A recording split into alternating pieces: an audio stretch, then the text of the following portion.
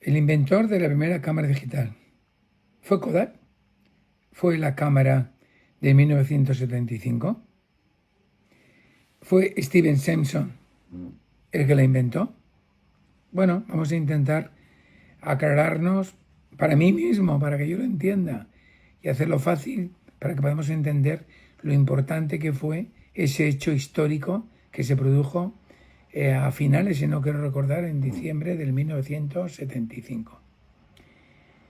Kodak en aquel tiempo, y es lo que voy a explicar ahora, el contexto histórico de la marca Kodak y lo que representaba en el 1975 en el mercado fotográfico mundial. Era la edad de oro de Kodak, estaba creciendo de una manera exponencial y para que os hagáis una idea de la importancia, en aquel momento era como ahora sería si pudiéramos juntar Google con Apple. Fijaros qué monstruo se originaría. En aquellos momentos facturaba en torno a unos 5.000 millones de dólares y el equivalente a hoy sería aproximadamente como si facturara unos 30.000 millones de dólares. Lo que más daría yo de énfasis era sus grandes beneficios que tenía. ¿Por qué? Porque al carecer de competencia, pues dominaba en torno al 90% del mercado americano, que era el más importante en aquellos momentos, y aún más de un 60% del mercado global del mundo. El margen comercial era de en torno a unos 70 o 80% del margen comercial que tenían ellos. Además, el ecosistema que tenía de negocio era, pues el 75% era división fotográfica, o sea, no solamente tenía el mundo de la película, del rollo, propiamente dicho, sino que además tenía el control de Kodachrome, de la diapositiva, de profesional, y tenía el monopolio en aquellos momentos del Hollywood, ese Hollywood de los 60, 70, 80. Fijaros la cantidad de miles de películas que se hacían y en aquellos momentos todo se rodaba con Kodak. Luego tenía una parte industrial que era muy importante porque fabricaba masivamente los plásticos, los polímeros, las fibras sintéticas. De hecho, fijaros que quiero recordar, y esto es un acto que no he podido constatar, pero que quiero recordar de que tenían el monopolio de la plata. O sea, ellos eran los que controlaban el valor de la plata en aquellos momentos en el mundo. Además, contaban con un 5% de su negocio dedicado a los hospitales, a los rayos X. En ese contexto histórico tan increíble, fijaros, vienen y le encomiendan a Steven Simpson la encomienda, valga la redundancia, de buscar una cámara, diseñar una cámara que pudiera hacer una foto sin necesidad de química. ¿Por qué le hicieron esa pregunta? Me gustaría saberlo a mí. Yo le preguntaría a la persona que lo hizo, que no os voy a decir el nombre, pero sí, si busca, se encontrará porque tiene un jefe directo que es el que le encomendó este tema. Esto era dentro del apogeo de donde se encontraba la marca Kodak cuando se le encomendó, valga la redundancia otra vez, a este ingeniero, que era un ingeniero jovencito, la encomienda de hacer una cámara que no tenía nombre digital, sino simplemente que careciera de química. Yo también daría la importancia que tuvo en aquellos momentos que no se le dio valor cuando este hombre consiguió el hito y fue y le dijo a sus jefes, mira, esta es la imagen que he conseguido y cómo lo he conseguido. Se quedaron atónitos y lo que primero que le dijeron, esconde eso por ahí, que eso no va con nosotros y nos quita el negocio. Como bien he dicho, he explicado lo que era Kodak en el 1975 y ahora en esta segunda parte quiero explicar para que entendamos todos hasta los que somos no solamente los mayores y pudimos vivir este hecho histórico, sino a todas las personas que están viendo este vídeo y que quieren entenderlo mejor, yo les diría qué era Kodak, cuál sería el referente en este 2026. Pues en el 2026 lo que más se le parece sería Apple. Apple es el heredero cultural del ecosistema. De hecho, en estos momentos, Apple, digamos, sería el que tiene el monopolio de las imágenes. O sea, Apple, su gran cantidad de millones de iPhone, pues están fotografiando, pues posiblemente 20 o 50 veces más fotografías de las que se hacían en aquellos tiempos. Pasa que la diferencia es que ahora no se revela más que una minoría, sino que realmente lo que se está haciendo es pues, pagar una suscripción en iCloud que te hace guardar esa cantidad de imágenes. Y luego otro referente que tenemos para esta época, como antes hemos dicho, sería Google. En Google sería el gemelo estratégico. El monopolio que tiene hoy Google será comparado, porque en estos momentos el monopolio que tiene Google es de aproximadamente un 90% de las búsquedas actualmente que se hacen, se busca a través de buscador Google. En el momento actual, Google, sabéis que está en una verdadera transformación y tiene una particularidad que en el 2017 ya descubrieron o empezaron a hacer, incluso inventaron la arquitectura de lo que es la IA. ¿Pero qué pasaron? Vieron que eso le destruía su negocio de hacer publicidad. Y entonces pues lo pararon. Y en cierta manera pagaron, o están pagando, o van a pagar, eso ya no soy yo el que lo analice, todo lo que no hicieron si lo hubieran hecho en el 2017. Que en cierta manera ahí guarda una similitud con lo que le pasó a Kodak en el año 75. Y la tercera particularidad de este referente 2026 sería pues Meta, con Instagram y Facebook, que son pues los sucesores y los guardianes de toda la memoria familiar social de la humanidad actualmente. Entonces, pero si tuviésemos que elegir un referente absoluto sería Apple. Apple domina la creación de imágenes, consumo masivo, controla la tecnología de hardware y software y te cobra una cuota con el ACA, como he dicho antes. Sin embargo, las escuelas de negocios miran a Google convirtiéndolo en su validación inicial para la inteligencia artificial por proteger el monopolio que tuvieron. Entonces, en cierta manera, estos son los tres referentes actuales que tiene Kodak del año 75. En este punto 3 estaríamos hablando de cuáles fueron los precursores de esa cámara digital de 1975. Yo empezaría por el 1843, y algunos de vosotros diréis, ¿y por qué empezás en el 1843? Porque Alexander Bain, que fue un señor que inventó la exploración línea a línea usando los péndulos sincronizados por cable, demostró que una imagen no tiene por qué enviarse entera, sino que puede fragmentarse y dividirse en pequeños impulsos eléctricos. Y así es como se inventó el flash famoso. En el punto 4 hablaríamos de otro precursor, que fue pues, el disco de Nick Cobb. El disco de Nick Cobb, que nosotros tenemos un televisor del año 1930 que funciona con esta tecnología, fue el que inventó la descomposición mecánica de la luz. Inventó la rasterización usando un disco giratorio con agujeros en espiral. Logró trocear la imagen para su envío. Sería el abuelo mecánico del sensor. Y sentó las bases de la televisión. Es curioso porque si os fijáis en esta imagen donde sale el televisor, cada agujerito que va bordeando el disco serían las líneas de definición. este televisor que tenemos nosotros en nuestra colección tiene 32 imágenes, o sea, tiene 32 perforaciones que son la definición de líneas que tiene nuestro televisor. Me resulta curioso porque en aquellos tiempos, con 32, la imagen se distorsionaba mucho, se veía con muy poca calidad.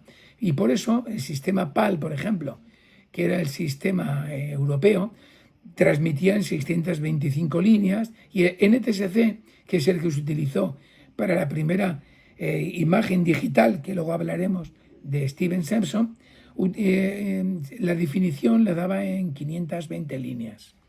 Hoy, con el 4K, estamos hablando, si no recuerdo mal, en torno a unas 1200 líneas. No me quiero esperar a hablar de otro punto, que también creo que es muy importante, que es, en este punto, quiero explicar el punto 5, la gran mentira de la fotografía digital, porque muchos de vosotros pensaríais, ya, de hecho me ha pasado a mí, ya, pero las primeras imágenes que se mandaron desde el espacio a la Tierra y con la emisión de la primera emisión en vídeo y fotos de la Luna en el 1969, ¿era digital? Pues no, es un error común creer que las imágenes del Apolo 11 eran fotografías digitales. La realidad, usaron un televisor de barrido lento, era una señal de radio analógica. Se transmitían 10 imágenes por segundo, era como escuchar la imagen, sin generación de archivos ni bytes. El origen de la palabra píxel, que fue en 1965, aunque la cámara lunar no era digital, fue la NASA Jet Propulsion Lab, donde el ingeniero Frederick Bigigli acuñó la palabra píxel, Picture Element, para describir el procesamiento en tierra de esas imágenes espaciales. La palabra nació en esos momentos, pero ya os digo que no fueron imágenes digitales, fueron emitidas en FM y fueron como las fotos fueron, digamos, como imágenes de vídeo analógico paralizadas, entregadas. ¿Qué se inventó entonces en el 1975 a finales? En diciembre del 75. Bueno, fue cuando, como hemos dicho al principio, Steven Simpson habló con sus jefes y le dijo, mira, aquí tenéis la cámara, he conseguido hacer una imagen digital. Entonces diréis, ¿entonces inventó la cámara digital? Sí, efectivamente y rotundamente, era digital. ¿Y por qué era digital? Porque aunque veamos un casete, si os veis la imagen, veréis que se ve un cassette aquí de audio. Pues el hombre, Steven, el prototipo que creó Steven, fue el primer dispositivo autónomo capaz de cuantificar la luz en datos binarios puros. Inventó el concepto FIRLAMES, explicaciones sensor, Faceline CDC20 con una resolución de apenas 10.000 píxeles, 0,01 megas y 4 bytes de profundidad. El proceso era agónico. La cámara tardaba 23 segundos en grabar una sola imagen en la cinta de cassette de Memodyne. Pero fijaros, el sistema de cassette de Memodyne tiene que tener claro y quedaros claro, porque yo lo estuve estudiando, que no era una cinta de cassette al uso normal y corriente, como llevábamos todos en nuestros Walkman en los años 70, 80, sino que era una cinta profesional que se utilizaba en un lado científico de grabación de profesionales para temas de la NASA, incluso temas de hospitales y ya digo, científicos. No era una cinta al uso. Sí que era una cinta de audio, pero no al uso. Era mucho más complejo el tema, porque sí que grababa digital. ¿Cuál es la diferencia? Que llegaba puntos y unos. Ya sabéis cómo funciona esto. Entonces, cuando el uno, cuando llegaba la imagen, los convertía en unos y en ceros. Llegaba la imagen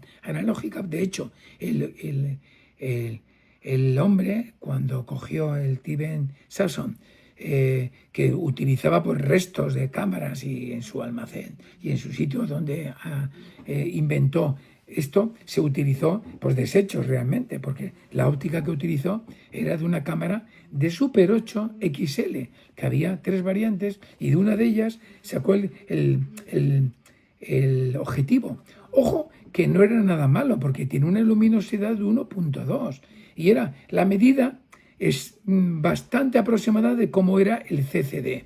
El CCD que utilizaba era un sensor que ya vendía Motorola. Ojo, que Motorola ya tenía acuñado este sensor de color, de imagen, y entonces lo que hizo fue coger ese objetivo, traspasar al CCD y del CCD grabarlo en el casete, con una calidad, pues como ya hemos dicho, pequeña. Pero ahí no se acabó el milagro, porque si veis este cuadro que os voy a enseñar ahora, como podréis ver, el sistema tuvo necesidad de reproducirlo a través de un Motorola 6800, que es un microprocesador que utilizó para pasar esa imagen y convertirla, y que tuvo evidentemente que personalizarlo. Si no lo hubiera personalizado, se hubiera quedado en una cámara sin resultados, se hubiera quedado en algo inacabado. Pero luego tuvo que dedicar, si no recuerdo mal, creo que un año en poder cambiar este Motorola 6800 y incluso estar soldando y dando modificaciones para conseguir que luego de allí pudiera ir a un televisor Sony NTSC, que es el sistema americano, y en el 1975, un televisor que era bastante común, era de usuario normal y corriente, el hombre consiguió ver la imagen con una resolución, pues como hemos dicho, de unas 500 líneas. ¿Qué fue lo que ellos vieron? Sus jefes, sus responsables, los directores, los importantes que había en Kodak organizando esa empresa tan rentable que tenía en el 1975. Y lo que decidieron fue, guárdalo por ahí, porque esto es un peligro muy grande y tenemos un negocio brutal y no queremos perderlo. No solamente lo pararon, sino que ni siquiera lo registraron. Creo que tardaron 2 o 3 años en poder registrarlo. Creo que cometieron un error o no, porque evidentemente ganaron mucho dinero. Aunque ganaron mucho dinero, no invirtieron en futuro, invirtieron en presente y a un futuro próximo. Como he dicho, pues al final, sin la segunda parte de la solución, porque era una cámara digital, sí, grababa en digital, pero luego había que reprocesarlo, y realmente lo que crearon el equipo de Steven Sasson, que no estaba solo, sino que tenía gente con él trabajando, recuerdo, era un equipo de investigación, pues fue crear en cierta manera la tarjeta gráfica para poder coger y ese software realizarlo en 4 procesos críticos. Y la cinta tardaba 23 segundos en leer la foto. Fijaros qué pasada. Y la computadora le escupía a la televisión a una velocidad 30 veces por segundo para evitar parpadeos, porque tenía que coincidir con la recepción del televisor. La televisión no entendía código binario. Acoplaron un circuito que tomaba los números digitales del ordenador y los traducía en variaciones de voltaje eléctrico. Fue realmente una cosa preciosa, era una pasada, y tuvieron pues la fortuna, porque realmente cuando haces un invento hay un grado de fortuna y de persistencia. No sé dónde he ido otro día que la fortuna es 98% y 2% de persistencia cuando tienes que crear un invento, ¿no? Entonces, pues este fotograma de película era el primero que consiguió la cámara digital. Nos tenemos que remontar con esta diapositiva que he puesto aquí de Sony, que fijaros que Sony al Kodak no registró hasta 2 o 3 años después, pero no dijo nada. Pero sí que había otras empresas que buscaban lo mismo objetivo, que eran buscar una cámara que no necesitara carretes para conseguir imágenes. Y Sony, la corporación Sony, Sony presentó en su primer prototipo Mavic en 1981, o sea, aproximadamente unos 3 años después de que registraran este invento los de Kodak y 6 años después de que lo inventaran. La verdadera y no lanzó su primera cámara digital 16 años después, o sea, que había una cantidad, fijaros qué negocio, o sea, durante 16 años, que me sorprende, ¿no?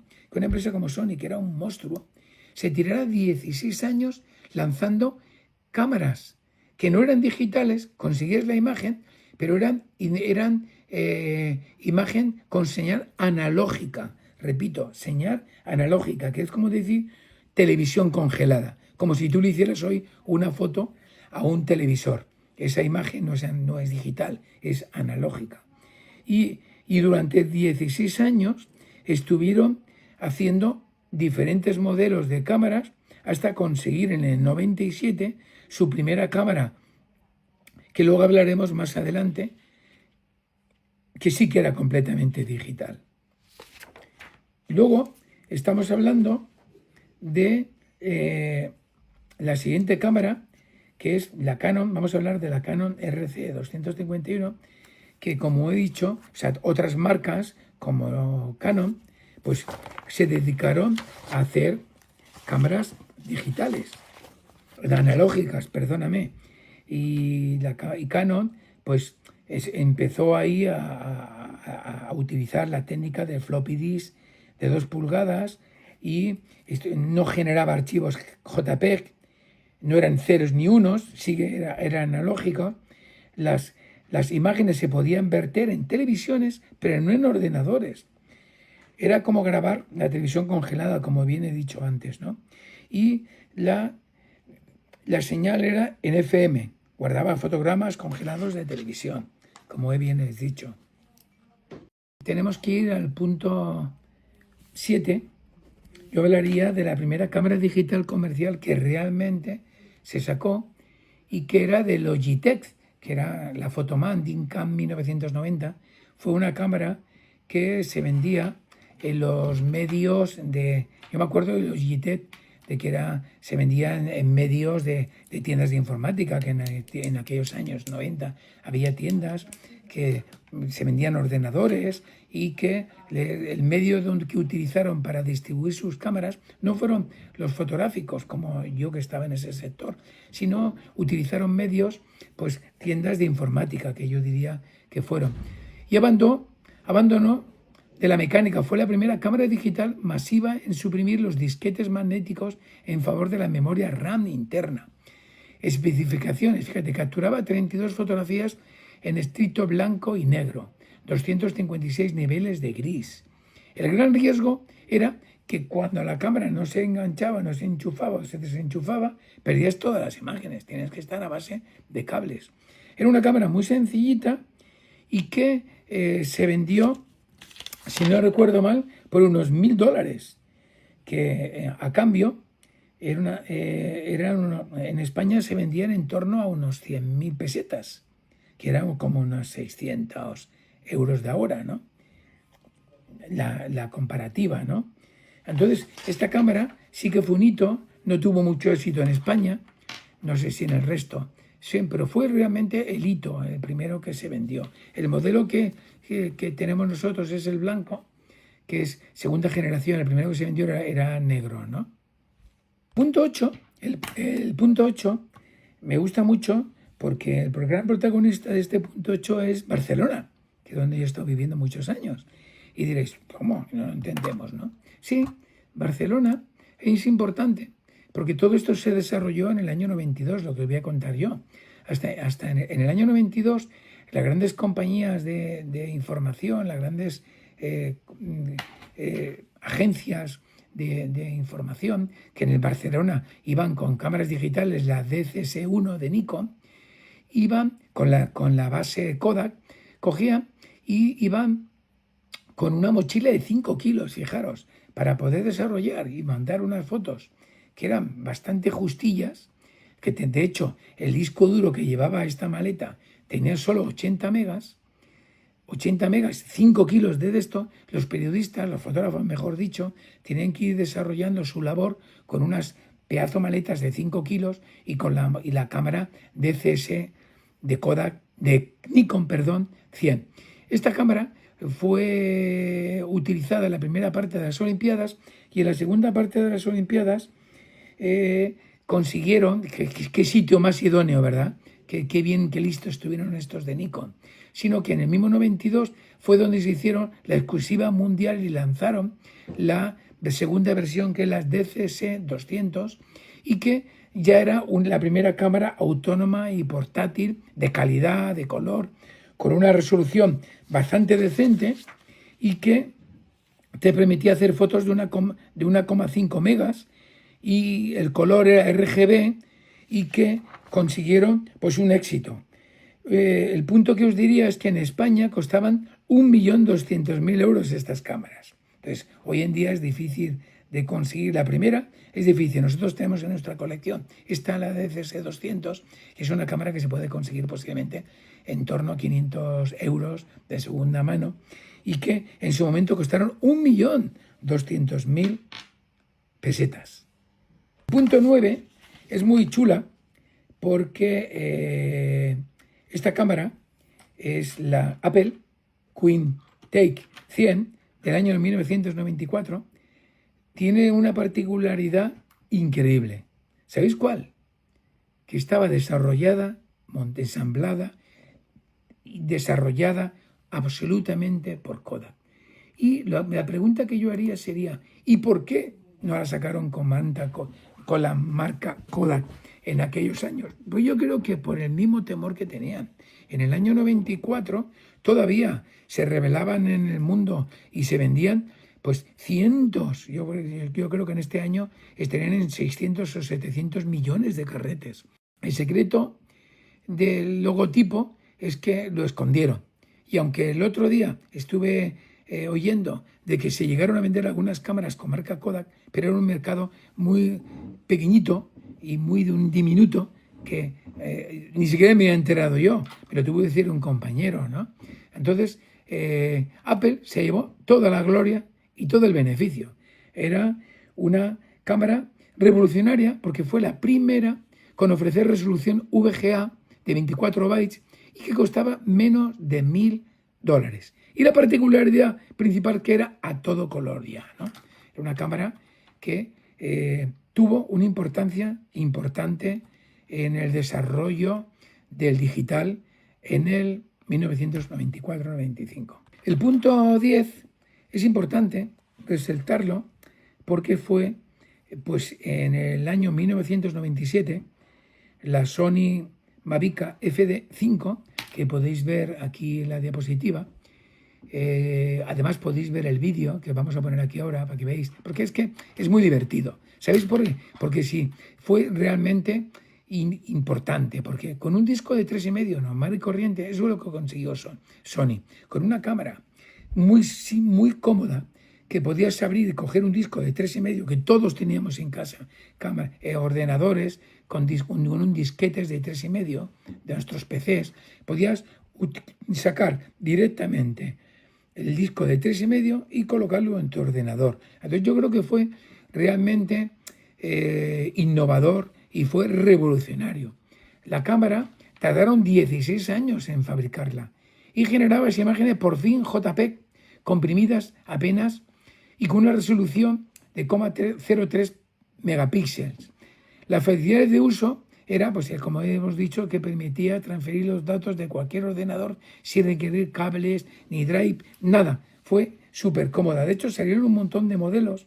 Luego ya en posterioridad empezaron, pero además muchísimos. Yo creo que no he hecho el estudio, pero me da la sensación de que Sony vendió millones de cámaras en todo el mundo, porque empezaron a salir estas con baja resolución y sin zoom, y luego empezaron a hacer grandes modelos y grandes proyectos con mucho zoom, con mucha resolución. Fue una pasada lo que se consiguió con esta cámara Sony.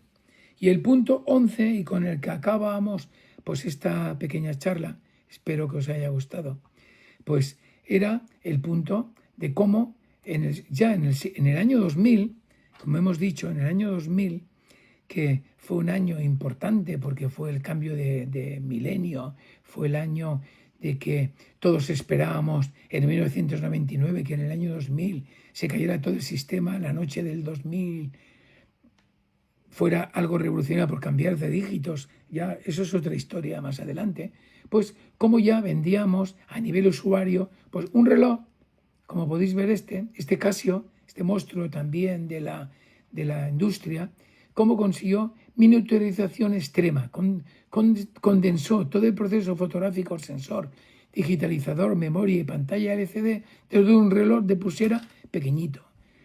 Era una transmisión inalámbrica, incorporaba tecnología de infrarrojos IR para compartir las fotografías en otros relojes u ordenadores. El fin de ciclo, apenas 25 años después, se conseguía que de esta tecnología del 2000, con un reloj que no sé cuánto pesaría, pero pocos gramos, posiblemente menos de 100 gramos, y con una tecnología de mucha resolución, podías guardar 100, podías hacer 100 imágenes, y nos remitimos a que hace 25 años, en 1975, necesitabas un pedazo tocho de 3,6 kilos que Samsung, de hecho le llaman la tostadora, y consiguió hacer la primera imagen digital. Bueno, espero que os haya gustado este pequeño estudio que hemos hecho de 25 años desde la invención de Steven Samson, este ingeniero de Kodak, que no sabía muy bien dónde se metía, porque seguro que no tenía ni idea de la trascendencia tan histórica que iba a tener el invento que él iba a realizar. Y así surgen los genios. Bueno, pues muchas gracias por observar este vídeo y hasta otra nueva historia que os contaremos.